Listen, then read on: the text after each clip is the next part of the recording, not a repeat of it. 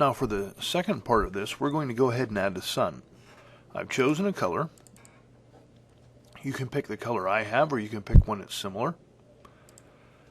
And then I'm going to get a new layer, and I'm going to choose the tools here. I'm going to choose the ellipse tool. To constrain it to one color, I'm going to simply hold the shift key down, and I'm going to draw right around here. The nice thing is that with this being in a layer, I can then move this sun later if I decide to. Now we're going to start painting. We'll go to the paintbrush, and to begin with, I think I will get a tool that just kind of lets me paint in the way I want. If you don't see the brushes that you want, simply go to the little pull down menu here and choose some other brushes. Actually, I'm using a thick heavy brush for what I'm going to do. You hit the append, and then you can see that it brings it in, and it brings your brushes along with you so that you can have different brushes for different shapes. We'll use this number 609 later for trees. I have 780 right here. That's a good one. There are many good brushes you can choose, but I'm going to just go with a thick heavy brush to start with. I'll start out with one that's about like this, and I'll raise the size by using the right bracket tool. From there, I'm going to get a green color.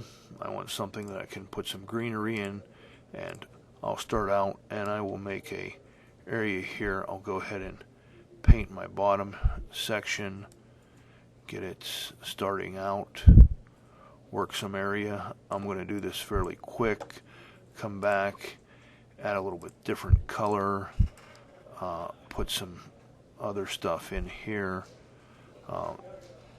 come around to the side. I'll go ahead and make it, this is going to be like a valley type scene when I'm finished. Maybe another color, add something that's a little bit darker. Let's see, I need to get some gray in here, so we'll go with some gray. We're going to have some areas that are going to be like cliffs, areas that are going to need to have a little bit of a mountain type look to them. And then when I have the outside area finished, then I can start adding some additional things, maybe some waterfalls. So I'm going to change brushes for this. Back in here to my brushes. In this case, well, now I'm going to change my mind. Let me finish the foliage. We'll go here and we'll get some grass so you can see how that works. Now with my grass, I'm going to find a nice green color here, and then for my bottom one, I will come in and I'll get a little bit lighter color green, and now I'm going to start adding some little bits of grass in here. Now, I didn't like doing that, so I'm going to take that off.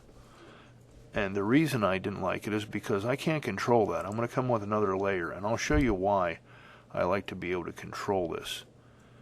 I'm going to put this in, maybe change some colors so that they're a little bit darker in here. Not quite that dark.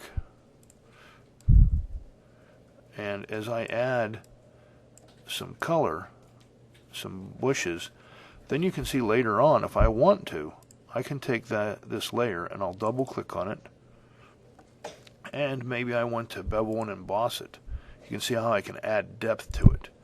Maybe I want to contour it, or perhaps I just want to take and put a drop shadow in, and you can see how it can enhance the area that I have and make it more realistic. So that's why I want to be able to control that layer. So there's some of the foliage. I'm going to take and stop this video for right now, and then we'll add some other things in the next section. Thank you.